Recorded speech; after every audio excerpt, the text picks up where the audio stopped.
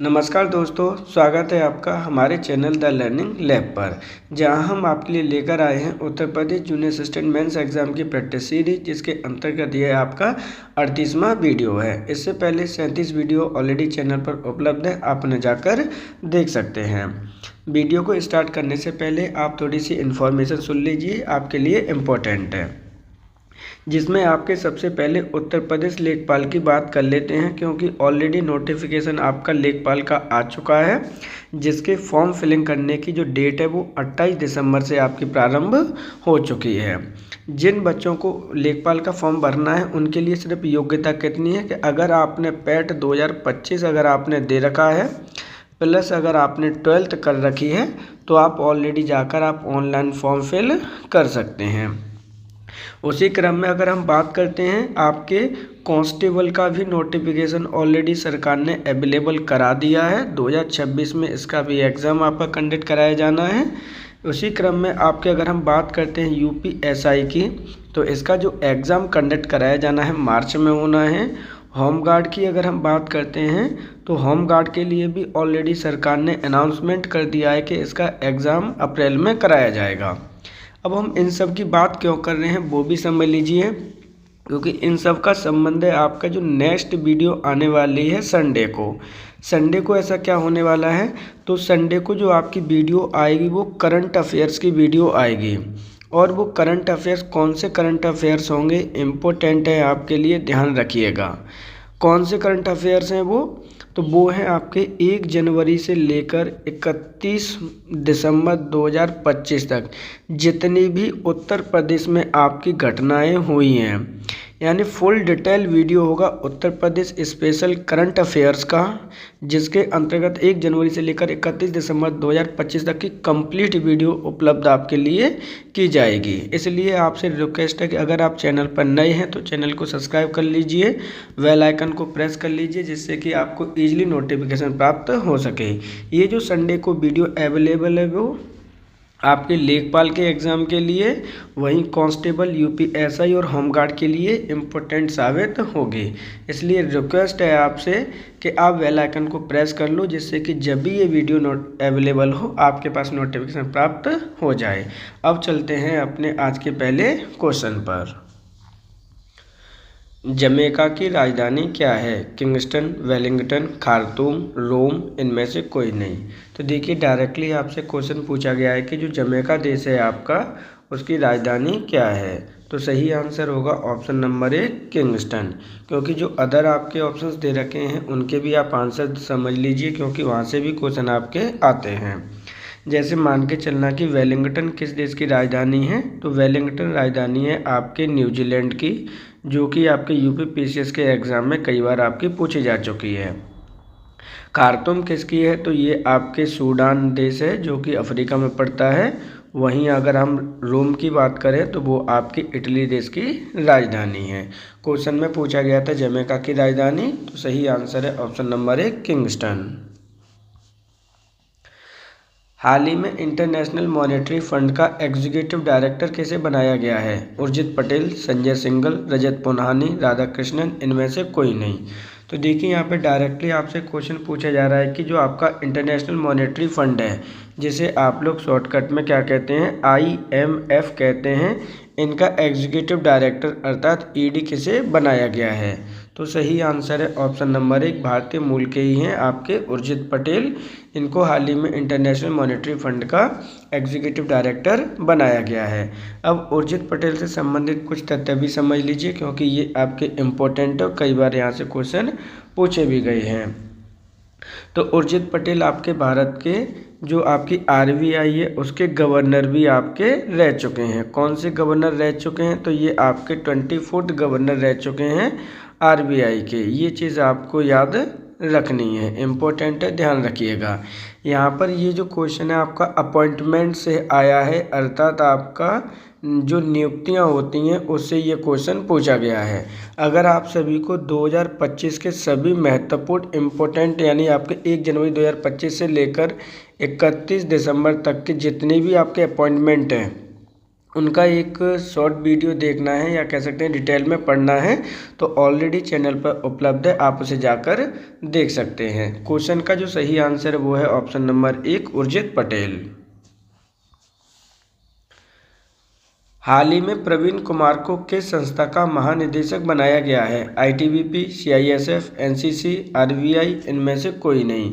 तो देखिए यहाँ पे हाल ही में क्या बोला गया है कि प्रवीण कुमार को किस संस्था का महानिदेशक बनाया गया है, अर्थात इन्हें डायरेक्टर बनाया गया है। सही आंसर है ऑप्शन नंबर 1 आईटीबीपी का इन्हें हाल ही में महानिदेशक बनाया गया है। बात करते हैं इनका कार्यकाल कब तक रहने वाला है इस पद पर। तो इनका कार्यकाल रहने वाला है आपका 30 सितंबर 2030 तक इनका कार्यकाल रहेगा, अर्थात आपको कार्यकाल बार बार रन करने की आवश्यकता नहीं पड़ेगी। वहीं अगर हम आईटीबीपी की स्थापना की बात करें कि इसकी स्थापना कब की गई है, तो इसकी स्थापना की गई है आपके 1962 ईस्वी में। सही आंसर है ऑप्शन नंबर 1 आईटीबीपी का हाल ही में प्रवीण कुमार को महानिदेशक बनाया गया है। भारत के किस पड़ोसी देश के अंतर्गत आंदोलन जेन-जेड हुआ था? अफगानिस्तान, नेपाल, म्यांमार, बांग्लादेश, इनमें से कोई नहीं। मोस्ट इम्पोर्टेंट क्वेश्चन है आपका, चाहे कोई भी एग्जाम क्यों ना आ रहा हो फ्यूचर में, वहाँ से इस क्वेश्चन को पूछा ही जाएगा कि भारत के कौन से पड़ोसी देश के अंतर्गत आंदोलन जेन-जेड हुआ है। तो सही आंसर है ऑप्शन नंबर आपका 2 नेपाल देश में ये आंदोलन मूवमेंट किया था। अब ये जो जेन-जेड आंदोलन क्या है, एक एक करके इसके बारे में समझ लेते हैं, क्योंकि यहाँ से क्वेश्चन आपका आएगा ही आएगा। तो देखिए आपकी कुछ जनरेशन होती हैं, उनने ही ये आंदोलन प्रेरित किया था। मान के चलना कि ऐसे बच्चे जिनका जन्म 1997 से लेकर 2014 के बीच में हुआ है, तो उस जनरेशन को जन्म लेने वाले बच्चों को हम क्या कहते हैं? जेन जनरेशन कहते हैं, यानी जेन जेड जनरेशन उन्हें हम कहते हैं। ये आंदोलन पर्टिकुलर उन्हीं के द्वारा किया गया था। ये आंदोलन किसके खिलाफ किया गया था? तो सरकार के खिलाफ किया गया था। सरकार में जो करप्शन था यानी भ्रष्टाचार था, उसके खिलाफ ये आंदोलन किया गया था। और उसमें क्या था कि सरकार ने बाद में क्या कर दिया था? इस्तीफ़ा दे दिया था और वहाँ से प्रधानमंत्री वगैरह भाग गए थे। इन्हीं के संदर्भ वहाँ पर एक अंतरिम प्रधानमंत्री बनाई गई हैं, उनका नाम लर्न करना और आपके लिए इम्पोर्टेंट है।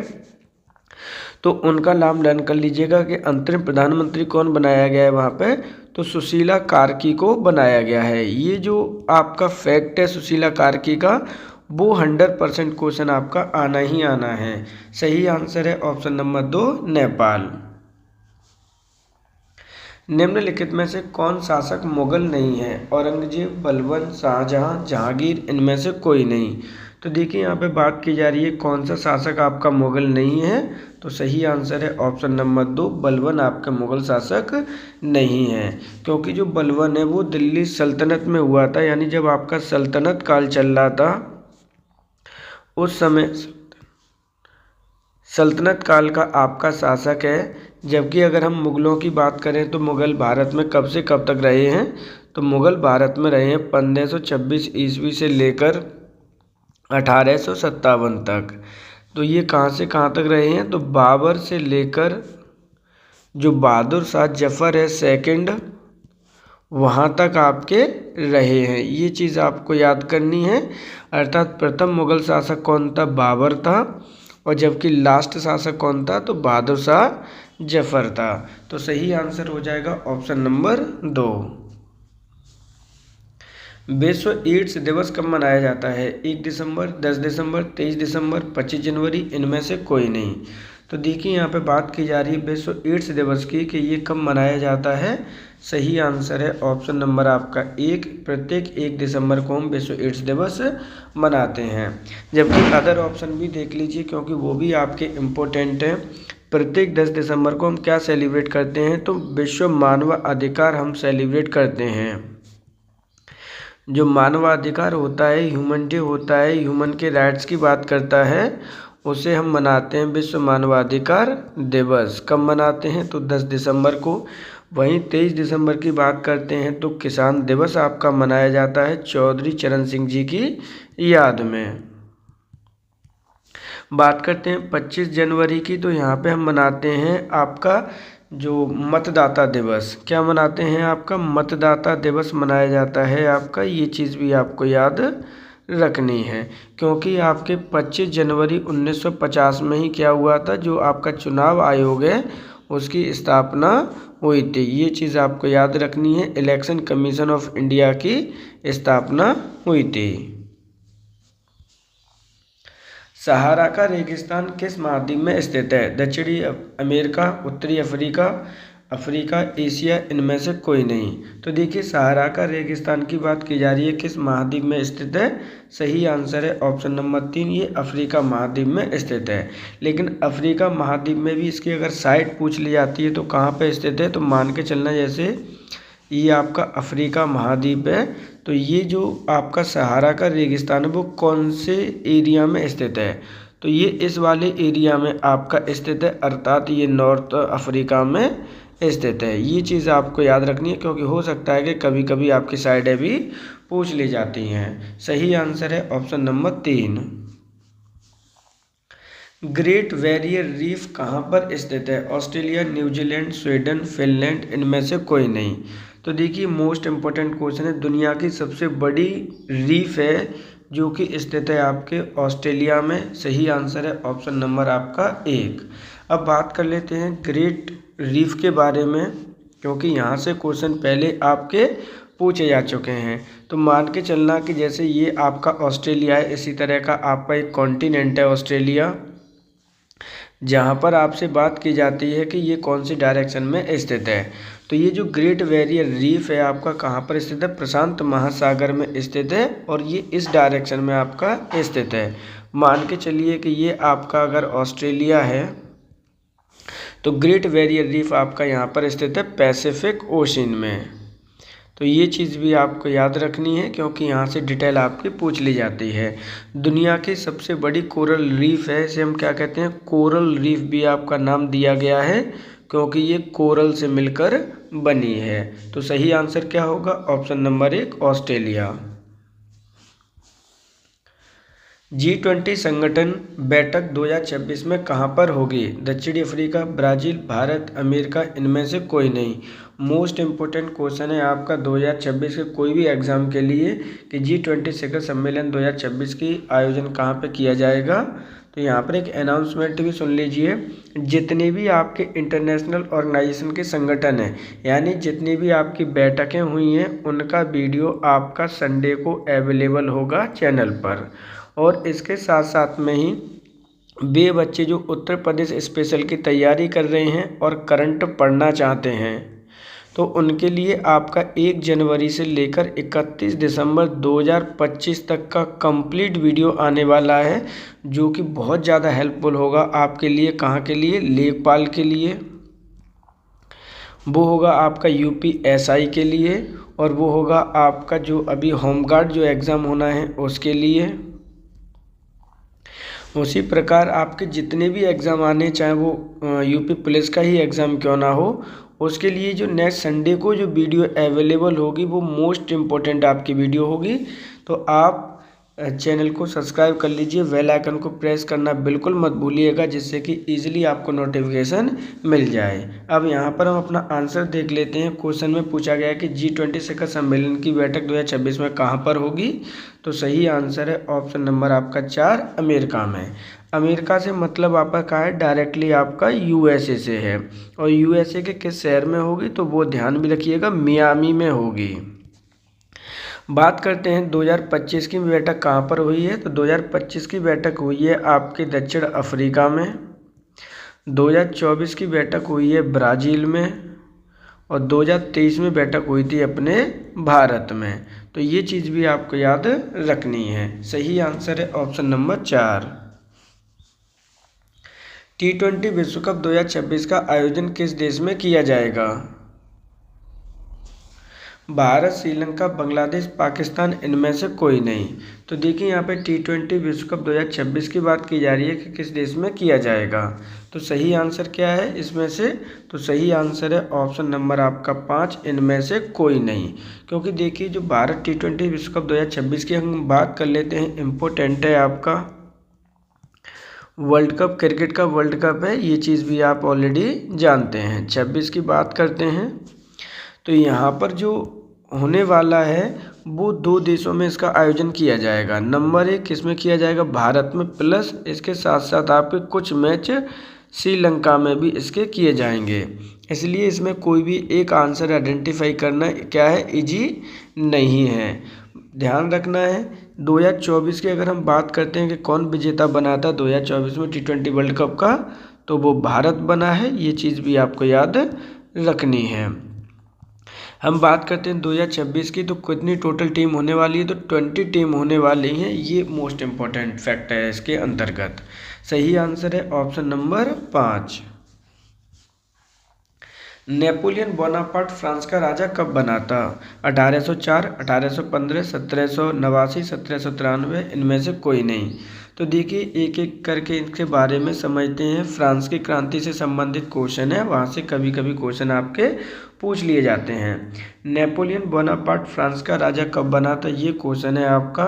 तो सही आंसर है ऑप्शन नंबर आपका 1, 1804 ईस्वी में नेपोलियन बोनापार्ट फ्रांस का राजा बना था। अब जो डिटेल दे रखी हैं उनको भी एक एक करके समझ लेते हैं। 1804 में तो आपका कौन बना है, ये राजा बन गया है नेपोलियन बोनापार्ट।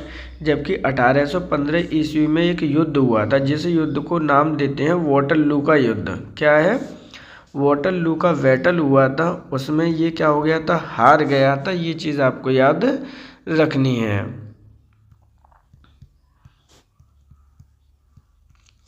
वहीं 1789 ईस्वी में फ्रांस की क्रांति हुई थी, ये क्वेश्चन भी आपको याद रखना है, क्योंकि वहाँ से क्वेश्चन आपके पूछ लिए जाते हैं। 1793 में फ्रांस क्या बना था, गणराज्य बना था आपका फ्रांस। देखिए ये जो क्वेश्चन है आपका किससे पूछा गया है, फ्रांस के रिवॉल्यूशन से पूछा गया है। फ्रांस की क्रांति से संबंधित ये क्वेश्चन आपका पूछा गया है। ऐसे बच्चे जो टीचिंग की तैयारी कर रहे हैं, टीजीटी पीजीटी की तैयारी कर रहे हैं, जिनके पास आपका हिस्ट्री का सब्जेक्ट है, वर्ल्ड हिस्ट्री जैसे पढ़नी है, तो ऑलरेडी हमारे चैनल पर फ्रांस की क्रांति का फुल वीडियो ऑलरेडी अवेलेबल है चैनल पर, आप उसे जाकर देख सकते हैं। इसके साथ साथ में ही आपके जो रूस की क्रांति है, जर्मनी का एकीकरण है आपका, इस तरह के वीडियो चैनल पर उपलब्ध हैं। जो भी बच्चे TRE 4 की तैयारी कर रहे हैं, BPSC की तैयारी कर रहे हैं, वहाँ पर यहाँ से क्वेश्चन आपके पूछे जाते हैं। तो ऑलरेडी चैनल में लिंक दे रखा है, आप वहाँ पर जाकर वीडियो देख सकते हैं। हम आगे बढ़ते हैं। सही आंसर था इसमें ऑप्शन नंबर 1, 1804 में। प्रथम विश्व युद्ध कब हुआ था, 1914, 1939, 1917, 1921, इनमें से कोई नहीं। तो देखिए यहाँ पे बात किसकी की जा रही है, प्रथम वर्ल्ड वॉर की बात की जा रही है कि ये युद्ध कब हुआ था। सही आंसर है ऑप्शन नंबर 1, 1914 ईस्वी में प्रथम विश्व युद्ध हुआ था। अब हम प्रथम विश्व युद्ध की बात करते हैं कि युद्ध कब से कब तक चला था। तो ये 1914 ईस्वी में स्टार्ट हुआ था और 1918 तक ये चला था, अर्थात 5 वर्ष ये युद्ध चला था। ये चीज़ आपको याद रखनी है। वहीं अगर हम अदर ऑप्शंस की बात करते हैं तो यहाँ पर 1939 ईस्वी में ही आपका सेकंड वर्ल्ड वॉर हुआ है। ये चीज़ भी आपको याद रखनी है, ये प्रारंभ हुआ था सेकंड वर्ल्ड वॉर। 1917 की अगर बात करते हैं अंतर्राष्ट्रीय घटना यहाँ पे भी घटी है, तो वो है आपका रसिया रिवॉल्यूशन। यानी आपकी क्या है कि क्रांति हुई थी, आपकी रसिया रिवॉल्यूशन हुआ था, रूस की क्रांति हुई थी 1917 ईस्वी में। अगर आपको इससे संबंधित भी फुल वीडियो अगर देखना है तो ऑलरेडी चैनल पर आपका उपलब्ध है, आप वहां पर जाकर देख सकते हैं। क्वेश्चन में पूछा गया था प्रथम युद्ध के बारे में। सही आंसर है option number 1। Indian national Congress party की स्थापना कब हुई थी, 1884, 1885, 1885, 1888, इनमें से कोई नहीं। एक ऑप्शन इसमें चेंज कर लीजिएगा, इसको 86 कर लीजिएगा। यहाँ पे क्वेश्चन पूछा गया है इंडियन नेशनल कांग्रेस, जैसे हम आपकी जो कांग्रेस पार्टी है, इंडियन नेशनल कांग्रेस पार्टी है, उसकी अगर हम बात करते हैं तो स्थापना हुई थी ऑप्शन नंबर 2, 1885 ईस्वी में। एक एक करके फैक्ट समझ लेते हैं, क्योंकि यहाँ से क्वेश्चन आपके 101% आते ही आते हैं। लेखपाल का जो आपका एक पार्ट है उसमें नेशनल रिवॉल्यूशंस, जितने भी आपके राष्ट्रीय आंदोलन है, नेशनल मूवमेंट है, वहाँ पर क्वेश्चन यहाँ से पूछे जाएंगे। तो देखिए अगर हम आईएनसी की बात करते हैं, इंडियन नेशनल कांग्रेस की बात करते हैं, तो स्थापना हुई है आपकी 1885 में। संस्था जो आपका संस्थापक है उसका नाम अक्सर करके पूछ लिया जाता है, तो ध्यान रखिएगा A.O.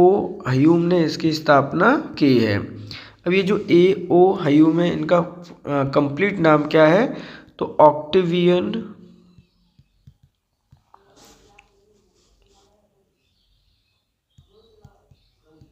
ओलन ह्यूम ने इसकी स्थापना की है। ध्यान रखिएगा ये रिटायर ये सिविल अधिकारी थे, अंग्रेजी थे, जिन्होंने इसकी स्थापना की है। स्थापना हुई कहाँ पे थी, तो ध्यान रखना प्रथम अधिवेशन इसका मुंबई में ही हुआ था। इस प्रकार जो सही आंसर है वो क्या है आपका, ऑप्शन नंबर 2। भारत में नियमित जनगणना सर्वप्रथम कब प्रारंभ हुई थी, 1872, 1881, 1891, 1901, इनमें से कोई नहीं। तो नियमित जनगणना की बात की जाती है भारत में सर्वप्रथम कब की गई, सही आंसर है ऑप्शन नंबर आपका 2, 1881 ईस्वी में भारत में नियमित जनगणना प्रारंभ हुई थी। तो देखिए यहाँ पे बात करते हैं, अगर आपसे पूछे कि भारत में जनगणना कब प्रारंभ हुई थी, तो जनगणना आपकी स्टार्ट हुई थी 1872 ईस्वी को, लेकिन अगर आपकी रेगुलर जनगणना की बात की जाती है तो वो 1881 ईस्वी में स्टार्ट हुई थी, क्योंकि यहीं के बाद में आपकी स्टार्ट हुई है, प्रत्येक 10 वर्ष के बाद में आपकी जनगणना की जाती है। कितने वर्ष, 10 वर्ष बाद की जाती है, ध्यान रखना। अगर हम बात करते हैं उस समय गवर्नर कौन थे, तो 1872 में तो आपके कौन थे, लॉर्ड मोए थे आपके उस समय, लेकिन ये नियमित जनगणना स्टार्ट हुई थी तो लॉर्ड रिपन के काल में आपकी हुई है। लॉर्ड रिपन को आपको याद करना ही करना, बहुत इंपॉर्टेंट आपके गवर्नर हैं। सही आंसर है ऑप्शन नंबर 2। बंगाल विभाजन कब हुआ था, 1805, 1806, 1807, 1811, इनमें से कोई नहीं। महत्वपूर्ण सभी डेट हैं आपकी। बंगाल विभाजन कब हुआ था क्वेश्चन में आपसे पूछा जा रहा है, तो सही आंसर है ऑप्शन नंबर 1, 1805 ईस्वी में बंगाल विभाजन हुआ था। अगर बंगाल विभाजन की बात की जाती है और वहाँ पर आपको गवर्नर पूछे जाते हैं तो उस समय था आपका लॉर्ड कर्जन। ध्यान रखिएगा लॉर्ड कर्जन के काल में ही आपका बंगाल विभाजन हुआ है। अदर ऑप्शन भी देख लेते हैं, क्योंकि यहाँ के जो कुछ ऑप्शंस हैं वो इम्पोर्टेंट हैं आपके, जैसे 1906, 1907, 1911 तीनों ही आपके राष्ट्रीय घटनाओं से संबंधित हैं, तो वो आपको सभी ऑप्शन देख लेते हैं। यहाँ पर 1905 में आपका बंगाल विभाजन है, 1911 में ही क्या हुआ था, दिल्ली दरबार की घटना घटित हुई थी। दिल्ली दरबार में ही यहाँ पर क्या कर दिया था, बंगाल विभाजन को कैंसिल कर दिया गया था। सही आंसर क्या है यहाँ पे, ऑप्शन नंबर 1। पृथ्वी के कितने प्रतिशत भाग पर पानी है, 71%, 72%, 75%, 78%, इनमें से कोई नहीं। तो देखिए यहाँ पे हम बात कर लेते हैं पृथ्वी की, जैसे मान के चलना कि ये आपकी पृथ्वी है, तो इसके कितने भाग पर आपका पानी है और कितने भाग पर रहने की ज़मीन है वो देख लेते हैं। तो ध्यान रखिएगा मात्र आपके 71% पर आपका क्या है, आपका वाटर है, जबकि 29% पर ही आपकी अर्थ यानी मिट्टी है। तो ये चीज़ भी आपको याद रखनी है। तो सही आंसर क्या हो जाएगा, ऑप्शन नंबर 1, 71% पर आपके पानी है पृथ्वी के भाग पर। सही आंसर है ऑप्शन नंबर 1। विश्व ओजोन दिवस कब मनाया जाता है, 8 सितंबर, 5 सितंबर, 15 सितंबर, 16 सितंबर, इनमें से कोई नहीं। मोस्ट इम्पोर्टेंट है ये, भारत में कोई भी एग्ज़ाम क्यों ना हो, चाहे वो एनटीपीसी का एग्ज़ाम हो, रेलवे का हो, यूपी ट्रिपल एस कराती हो, यूपी पीसीएस कराती हो, इवन यूपीएससी तक में यहाँ से क्वेश्चन आपका बनता है। और हाल ही में ये दिन निकल के गया है, विश्व ओजोन दिवस। तो सही आंसर क्या होगा, सही आंसर है ऑप्शन नंबर आपका 4। प्रत्येक 16 सितंबर को हम विश्व ओजोन दिवस मनाते हैं। अब हम बात कर लेते हैं अदर ऑप्शंस की। तो प्रत्येक 15 सितंबर को हम क्या मनाते हैं, तो यहाँ मनाते हैं हम नेशनल इंजीनियरिंग डे। राष्ट्रीय इंजीनियरिंग दिवस भी मनाते हैं। इस चीज़ को आपको याद रखना है, हो सकता है कि क्वेश्चन आपसे यहाँ से पूछ लिया जाए। 5 सितंबर को हम क्या मनाते हैं, तो 5 सितंबर और 8 सितंबर भी इम्पोर्टेंट है आपके लिए। प्रत्येक 5 सितंबर को मनाते हैं नेशनल टीचर डे।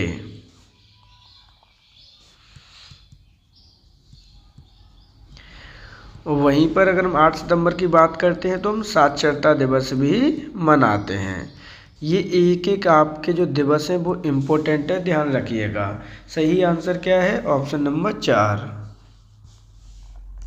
सर्वप्रथम किस भारतीय को नोबेल पुरस्कार प्राप्त हुआ था? मोस्ट इम्पोर्टेंट क्वेश्चन है, चाहे वो कोई भी एग्जाम क्यों ना हो, यहाँ से क्वेश्चन आपका आता ही आता है।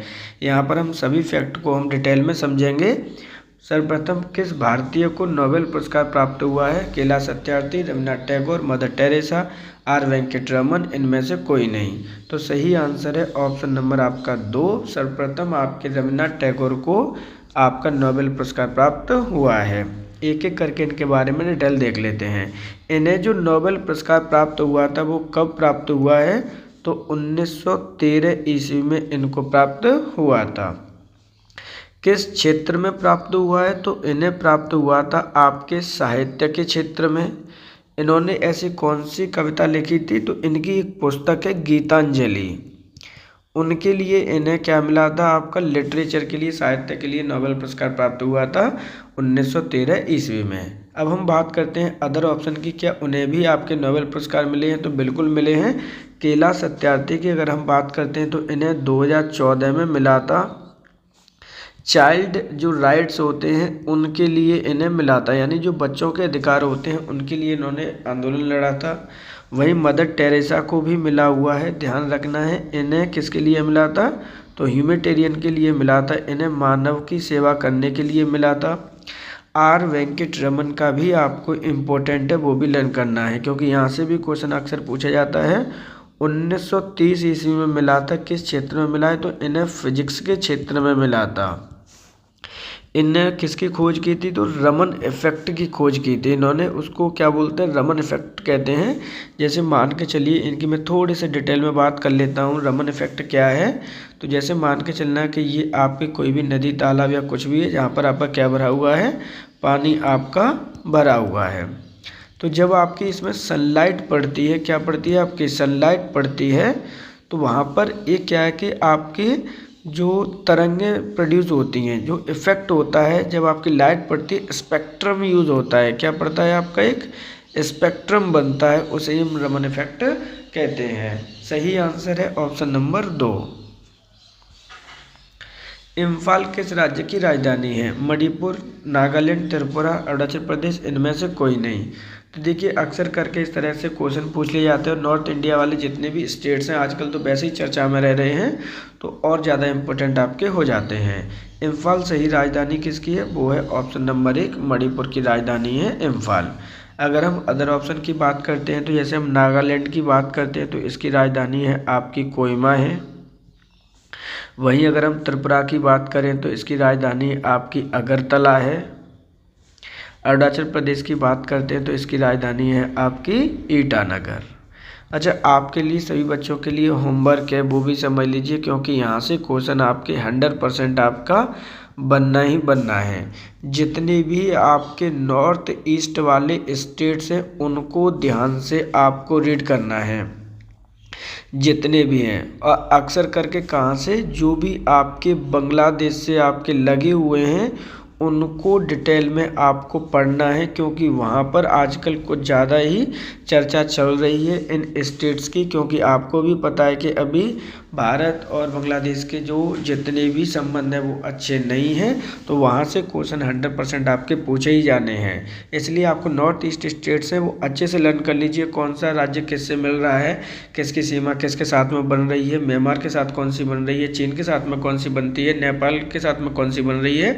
ये सभी छोटे पॉइंट टू पॉइंट डिटेल आप प्लीज़ की लर्न कर लीजिएगा। सही आंसर है ऑप्शन नंबर 1। जनगणना 2011 के अनुसार सबसे अधिक जनगणना वाला राज्य कौन सा है?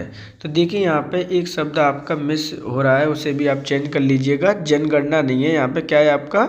जनघनत्व शब्द है आपका।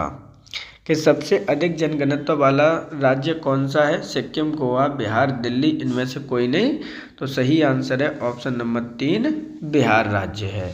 हम बात करते हैं जनगणना 2011 के बारे में, कुछ डिटेल पढ़ लेते हैं इसका, क्योंकि यहाँ से क्वेश्चन आपके 100% आने ही आने हैं। ये चीज़ आप याद रखेंगे। एक एक करके बात कर लेते हैं। हम बात करते हैं, देखिए सबसे ज़्यादा जनघनत्व कहाँ का है? मैक्सिमम कहाँ का है? आपके बिहार का है। तो मिनिमम भी किसी राज्य का होगा, तो मिनिमम है आपके अरुणाचल प्रदेश का। ये छोटे छोटे से पॉइंट ही हैं जो एग्ज़ाम में आते हैं और हमें इनको ही क्या कर जाते हैं, कभी कभी मिस कर जाते हैं। तो एक एक करके हम बात करते हैं। देखिए भारत की अगर हम साक्षरता दर की अगर हम बात करते हैं कि साक्षरता दर कितनी है भारत की 2011 के अनुसार, तो वो है आपके 73%। अगर हम मैक्स और मिनिमम की भी बात कर लेते हैं, कौन से राज्य की मैक्स है, तो ध्यान रखिएगा जो सबसे ज़्यादा है वो केरल राज्य की है, जबकि मिनिमम है आपके बिहार राज्य की। बात करते हैं पॉपुलेशन की कि सबसे ज़्यादा पॉपुलेशन भारत की कितनी है, वो भी याद रखनी है, यानी जनसंख्या भी आपको याद रखनी है। तो ध्यान रखिएगा 121 करोड़ जनसंख्या है भारत की।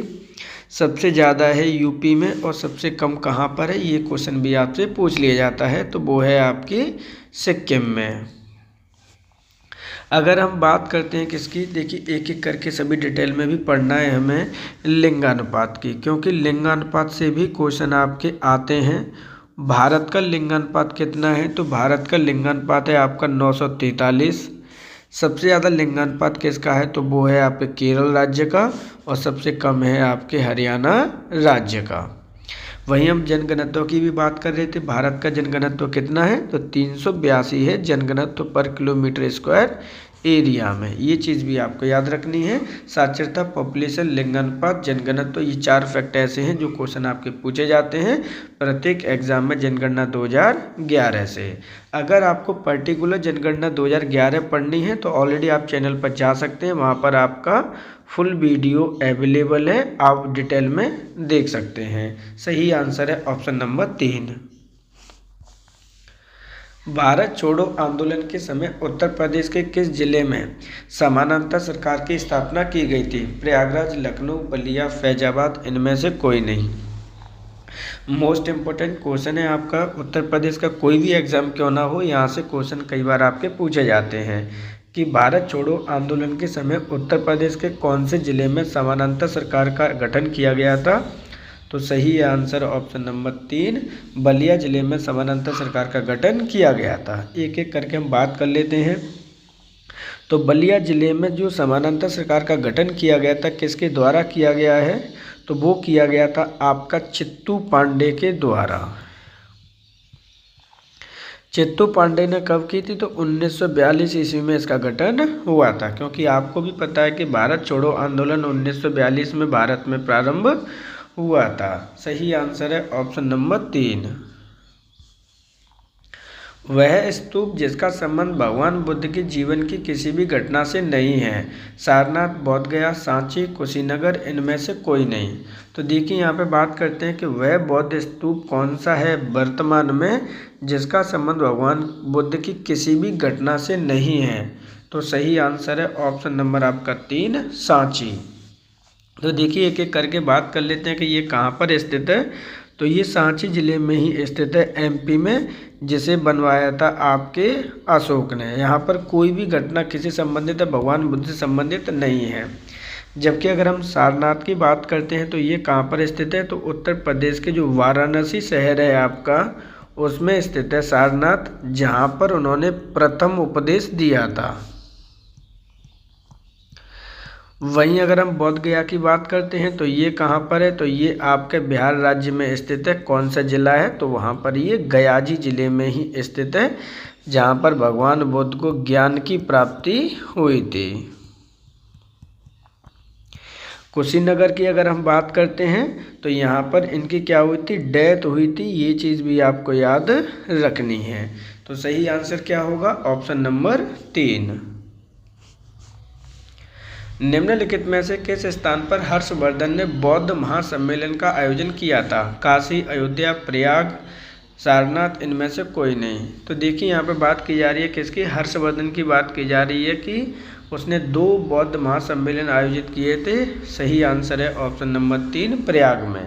अब ये प्रयाग कहाँ पर स्थित है, तो जिसे हम वर्तमान में प्रयागराज कहते हैं वही आपका क्या है, प्रयाग था उस समय का। कहाँ पर स्थित है, आप सभी को पता है उत्तर प्रदेश में स्थित है, गंगा और यमुना के तट पर। ये चीज़ भी आपको याद रखनी है, ये संगम नदी पर ही आपका स्थित है। तो वर्तमान में ये आपको लर्न भी करना है क्योंकि 2025 में यहाँ पे महाकुंभ का आयोजन भी किया गया है। सही आंसर है ऑप्शन नंबर 3। 6वीं शताब्दी ईसा पूर्व के दौरान मथुरा के आसपास के क्षेत्र को क्या कहा जाता था, पांचाल, सूरसेन, अंग, मत्स्य या इनमें से कोई नहीं। तो देखिए यहाँ पे बात की जा रही है किसकी, 6वीं शताब्दी ईसा पूर्व जो मथुरा राज्य था या मथुरा कह सकते हैं जो आज का वर्तमान समय में मथुरा है, वो कितने क्षेत्र में या उसे क्या कहा गया है उस समय। तो सही आंसर होगा ऑप्शन नंबर 2 सूरसेन। अगर हम अदर की बात करते हैं, जो भी आपका देखिए पांचाल है, पांचाल वर्तमान में जो आपका बरेली का क्षेत्र आता है, आपका बदायूं का क्षेत्र आता है, आपका वो वाला जो एरिया है। वहीं अगर हम बात करते हैं मत्स्य की, तो ये आपका जो भरतपुर वाला एरिया है, जयपुर वाला एरिया है, वो आता है इसके अंतर्गत। अंग प्रदेश की अगर हम बात करते हैं तो इसमें जो आपका कुशीनगर है, ये वाला जो आपके स्टेट यानी नॉर्थ वाले यूपी के जो नॉर्थ ज़िले हैं वो इसके अंतर्गत आपके आते हैं। तो इस प्रकार जो सही आंसर है वो है ऑप्शन नंबर 2 सूरसेन कहा जाता था मथुरा के आसपास के क्षेत्र को 6वीं शताब्दी ईसा पूर्व में। आगरा की मोती मस्जिद का निर्माण किसने कराया था, अकबर, औरंगजेब, शाहजहां, दारा शिकोह, इनमें से कोई नहीं। तो देखिए मोस्ट इम्पोर्टेंट है, आगरा की मोती मस्जिद का निर्माण किसके द्वारा आपका कराया गया है। तो सही आंसर है ऑप्शन नंबर आपका 2 औरंगजेब के द्वारा इसका निर्माण कराया गया है। अब औरंगजेब के द्वारा मोती मस्जिद का निर्माण कहाँ पे कराया गया है, ये क्वेश्चन अक्सर करके आपका पूछा जाता है। तो ये ध्यान रखिएगा, आगरा का एक किला है, क्या है, आगरा किले में इसका निर्माण कराया गया है। और आगरा का किला किसके द्वारा बनवाया गया था, तो अकबर के द्वारा वो आगरा किला बनवाया गया है, जिसमें आपका आगरा की मोती मस्जिद स्थित है। वहीं अगर हम बात कर लेते हैं अकबर की, तो अकबर कब से कब तक राजा रहा था, तो 1556 ईस्वी से लेकर 1606 ईस्वी तक राजा रहा था। शाहजहाँ की अगर हम बात करते हैं तो जहांगीर के बाद राजा रहा था आपका 1627 ईस्वी से लेकर 56 ईस्वी तक। इम्पोर्टेंट है, ध्यान रखिएगा। वहीं अगर हम आगरा शहर की बात कर लेते हैं कि सर आगरा के बारे में भी कुछ चीज़ें इम्पोर्टेंट फैक्ट हैं वो भी बता दीजिए। तो जो आगरा है उसकी स्थापना कब हुई थी, तो उसकी स्थापना हुई थी 1504 ईस्वी में। किसके द्वारा हुई थी, तो ये सिकंदर लोदी के द्वारा इसकी स्थापना हुई है। कहाँ पर स्थित है, तो ये आपका यमुना नदी के किनारे पर आपका स्थित है। ये फैक्ट आप लर्न कर लीजिएगा, इम्पोर्टेंट है। सही आंसर है ऑप्शन नंबर 2। मथुरा कला विद्या किसके काल में शीर्ष पर थी। तो देखिए यहाँ पे बात करते हैं मथुरा कला की। ये विद्यालय, इसको कला छोड़ दीजिएगा कि मथुरा कला किसके काल में शीर्ष पर थी या फिर कह सकते हैं। देखिए तो सही आंसर क्या है, मौर्य, मुगल, कुषाण सल्तनत, इनमें से कोई नहीं। तो सही आंसर है ऑप्शन नंबर आपका 3 कुषाण काल में आपकी मथुरा कला सबसे ज़्यादा शीर्ष पर थी। अब मथुरा कला है क्या, तो जो आपका मूर्ति का निर्माण किया जाता है, मंदिरों का निर्माण आपका किया जाता है, उस कला की यहाँ पे बात की जा रही है। उस कला को हमने जो नाम दिया है वो थी आपकी गांधार कला। ये चीज़ आप बिल्कुल ना भूलिएगा, जो भी गांधार कला की श्रेणी में आते हैं वो सभी मथुरा काल में ही आपके मथुरा कला से ही बिलोंग करते हैं। सही आंसर है ऑप्शन नंबर 3, सबसे ज़्यादा शीर्ष पर थी आपके कुषाण काल में। 6वीं शताब्दी ईसा पूर्व दौरान छेदी कहा जाता था बुंदेलखंड क्षेत्र, अंग क्षेत्र, अवध क्षेत्र, अवंती क्षेत्र, पांचवा ऑप्शन ऐड कर लीजिए, इनमें से कोई नहीं। तो देखिए मोस्ट इम्पोर्टेंट है, यूपी पीसीएस में भी ये कई बार क्वेश्चन आपका पूछा जा चुका है। तो 2026 के लिए सबसे ज़्यादा इम्पोर्टेंट क्वेश्चन को इसको मैं मानता हूँ कि इनमें से कौन से प्रदेश को छेदी कहा जाता है। सही आंसर है ऑप्शन नंबर आपका 1, बुंदेलखंड क्षेत्र को आपका छेदी कहा जाता है। कहीं कहीं छेदी भी आता है और कहीं कहीं भी आपका एक शब्द और लिखा जाता है छेदी। तो दोनों ही शब्द आप लर्न कर लीजिएगा। अब बात करते हैं कि सर ये जो बुंदेलखंड क्षेत्र है वो कहाँ पर स्थित है उत्तर प्रदेश में। तो देखिए मान के चलिए कि ये आपका उत्तर प्रदेश का क्या है, मैप है। तो ये जो आपका साउथ वाला पार्ट है उत्तर प्रदेश का, यहाँ से यहाँ तक, तो ये जो पोर्शन है उसे हम बुंदेलखंड क्षेत्र कहते हैं, जिसकी सीमा यूपी और एमपी से लगी हुई है। सही आंसर है ऑप्शन नंबर 1। गुप्त काल का पक्की ईंटों में बना भीतरगांव मंदिर कहाँ स्थित है। चित्रकूट, गोरखपुर, कानपुर, वाराणसी, इनमें से कोई नहीं। इम्पोर्टेंट क्वेश्चन है आपका। ये क्वेश्चन 2023 में रीट में भी पूछा गया था। ये चीज़ आपको याद रखनी है, जो आपका राजस्थान का एग्ज़ाम होता है उसमें पूछा गया था। यूपी पीएससी में क्वेश्चन 2021 में पूछा गया है। और यूपी जो आपके एग्ज़ाम की प्रिपरेशन कर रहे हैं, यूपी SSSC 3 बार इस क्वेश्चन को आपकी पूछ चुकी है। कई बार अलग अलग तरीके से पूछती है, लेकिन पूछती ज़रूर है। तो गुप्त काल में बना है, ये चीज़ आपको याद रखनी है। तो देखिए एक एक पॉइंट आपको इसमें डिटेलिंग हम यहीं पे देख लेते हैं। पहले आंसर है सही होगा ऑप्शन नंबर 3, कानपुर शहर में आपका बना है भीतरगांव का मंदिर। किससे बना है, तो पक्की ईंटों से बना है। किसके काल में बना है, तो ये गुप्त काल में बना है। सही आंसर है ऑप्शन नंबर आपका 3। संयुक्त प्रांत का नाम बदलकर उत्तर प्रदेश किया गया। मोस्ट इंपोर्टेंट क्वेश्चन है आपका। 26 जनवरी 1950, 15 अगस्त 1950, 24 जनवरी 1950, 2 अक्टूबर 1950, इनमें से कोई नहीं। तो संयुक्त प्रांत का नाम बदलकर उत्तर प्रदेश कब कर दिया गया। सही आंसर है ऑप्शन नंबर आपका 3, 24 जनवरी 1950 को। अब देखिए संयुक्त प्रांत की अगर हम बात करते हैं तो ये 1937 से लेकर 1950 तक जो वर्तमान उत्तर प्रदेश है उसका नाम रहा है संयुक्त प्रांत। अब संयुक्त प्रांत को बदलकर 24 जनवरी 1950 को क्या कर दिया गया, ये कर दिया गया आपका उत्तर प्रदेश। इसलिए प्रत्येक 24 जनवरी को हम राजकीय दिवस भी मनाते हैं। ये चीज़ आप बिल्कुल मत भूलिएगा। उत्तर प्रदेश राजकीय दिवस मनाया जाता है 24 जनवरी को।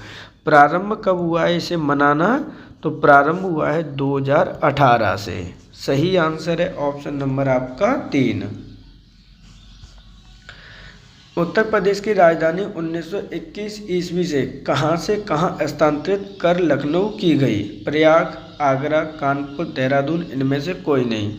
तो देखिए उत्तर प्रदेश की राजधानी 1921 से पहले कहाँ थी, ये डायरेक्टली क्वेश्चन पूछा गया है। तो सही आंसर है ऑप्शन नंबर आपका 2, प्रयागराज में। अब देखिए एक एक करके हम बात करते हैं।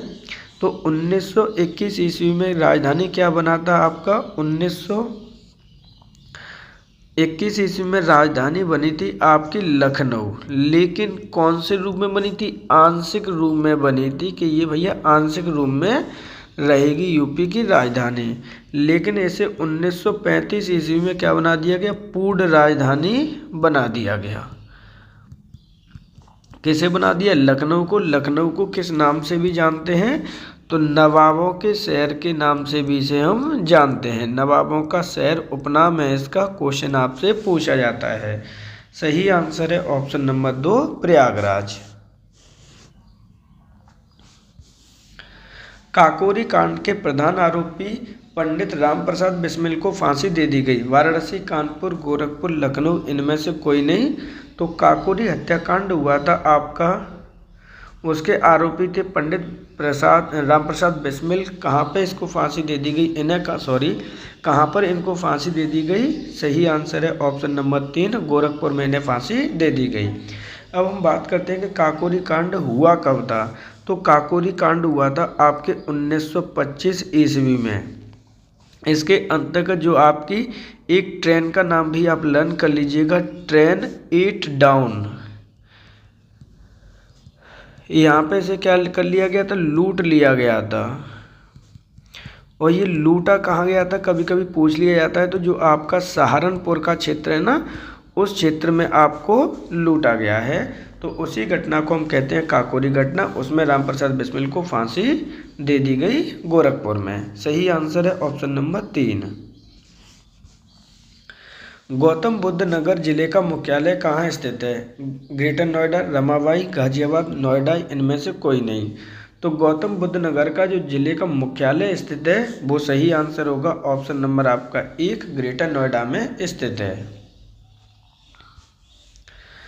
उत्तर प्रदेश में अब तक कितनी महिलाएं मुख्यमंत्री रही हैं? 0, 2, 3, 4 या 5। ऑप्शन नंबर 5 है, इनमें से कोई नहीं। तो देखिए मोस्ट इम्पोर्टेंट क्वेश्चन है आपका लेखपाल 2000 जब आपका एग्ज़ाम हुआ था 2023 में, 2015 में, 2016 में चकबंदी वाला हुआ था, उसमें पूछा गया था कि अब तक कितनी महिलाएं उत्तर प्रदेश में महिला मुख्यमंत्री रह चुकी हैं। सही है ऑप्शन नंबर 2, 2 महिलाएं रह चुकी हैं। एक एक करके हम बात कर लेते हैं। सर्वप्रथम बनी थी आपकी 1963 ईस्वी में सुचेता कृपलानी। सुचेता कृपलानी को आपको याद करना ही करना है। ये किसी भी भारतीय स्टेट की पहली वुमेन सीएम थी, ये चीज़ आपको याद रखना है। वहीं अगर हम सेकंड की बात करें तो 1996 ईस्वी में भी बनी है आपकी, कौन बनी है? श्रीमती मायावती। मायावती आपकी सेकंड आपकी वुमेन थी जो कि सीएम बनी थी उत्तर प्रदेश में। अब देखिए एज ए वुमेन है आपकी, ये चीज़ तो आप ऑलरेडी हम समझ रहे हैं। अब एक इनके बारे में जो आपको फैक्ट लर्न करना है वो ये करना है कि ये आपकी 4 बार सीएम बन चुकी हैं, रह चुकी हैं उत्तर प्रदेश में। तो सही आंसर है ऑप्शन नंबर 2। निम्नलिखित में से कौन उत्तर प्रदेश का मुख्यमंत्री नहीं रहा? गोविंद वल्लभ पंत, नित्यानंद स्वामी, टीएन सिंह, राम नरेश यादव या इनमें से कोई नहीं। तो देखिए यहाँ पे बात की जा रही है किसकी, कि उत्तर प्रदेश का मुख्यमंत्री कौन नहीं रहा है। तो सही आंसर है ऑप्शन नंबर आपका 4, राम नरेश यादव कभी भी मुख्यमंत्री नहीं रहे, जबकि उत्तर प्रदेश के प्रथम मुख्यमंत्री थे गोविंद वल्लभ पंत। तो सही आंसर क्या है? Option number 4। उत्तराखंड गठन से पूर्व राज्य विधान परिषद सदस्यों की संख्या थी 105, 107, 108, 106, इनमें से कोई नहीं। मोस्ट इम्पोर्टेंट क्वेश्चन, इसको हम डिटेल में भी देखेंगे। उत्तराखंड के गठन से पूर्व राज्य विधान परिषद सदस्यों की संख्या पूछी गई है। सही आंसर है ऑप्शन नंबर आपका 4, 108 एमएलसी की संख्या थी उत्तराखंड के गठन से पूर्व उत्तर प्रदेश के। अब देखते हैं कि उत्तराखंड के बारे में कि उत्तराखंड का गठन हुआ कब है। तो उत्तराखंड का जो गठन हुआ है, ध्यान रखिएगा, 9 नवंबर 2000 में इनका गठन हुआ है। किसका? उत्तराखंड का। भारत उत्तर प्रदेश के 13 जिलों को काटकर इसका गठन किया गया है। ये चीज़ आप याद रखेंगे, इम्पोर्टेंट फैक्ट है, ये डिटेल आप मेंशन कर लीजिएगा। अब हम बात करते हैं वर्तमान की राज्य विधान परिषद की। तो टोटल संख्या अभी कितनी है? वर्तमान में संख्या इनकी 100 है, एमएलसी हैं यूपी में। वहीं अगर 403 की बात करते हैं तो वो एमएलए हैं। वहीं 80 की बात करते हैं तो वो एमपी हैं आपके इन लोकसभा में, और 31 सीटें आपकी एमपी इन राज्यसभा में। ये चीज़ भी आपको याद रखनी है। क्वेश्चन पूछा गया था उत्तराखंड से पहले की बात। तो सही आंसर है ऑप्शन नंबर 4। राज्य के पंचायती राज संस्थाओं में महिलाओं के लिए आरक्षण है 25%, 33%, 50%, 75%, इनमें से कोई नहीं। तो देखिए पंचायती राज संस्थाओं की बात की जा रही है, आरक्षण की बात की जा रही है वीमेन के लिए। तो सही आंसर है ऑप्शन नंबर 2, 33%। अब ये 33% कहाँ पर आपको पढ़ने को मिलेगा? तो आर्टिकल नंबर जैसे ही 243 का आप डी पार्ट पढ़ेंगे, वहाँ पर ये डिटेल दे रखी है आप सभी के लिए। देखिए एक न्यूज़ है, इन्फॉर्मेशन है, जो बच्चे लेखपाल की तैयारी करना चाहते हैं ध्यान रखिएगा, इम्पोर्टेंट है। लेखपाल में काफ़ी ज़्यादा वैकेंसीज निकली हुई हैं। कितनी वैकेंसी हैं? 7,997 वैकेंसी हैं आपके लेखपाल में। जहाँ पर ऑनलाइन फिलिंग ऑलरेडी जो फॉर्म है ऑनलाइन होना स्टार्ट हो चुके हैं, तो आप फॉर्म भर दीजिएगा। कंपलसरी सिर्फ इतना है कि आपने पैड 2025 दे रखा हो प्लस आपने 12th कर रखी हो, ये तो उसकी एलिजिबिलिटी है फॉर्म भरने की।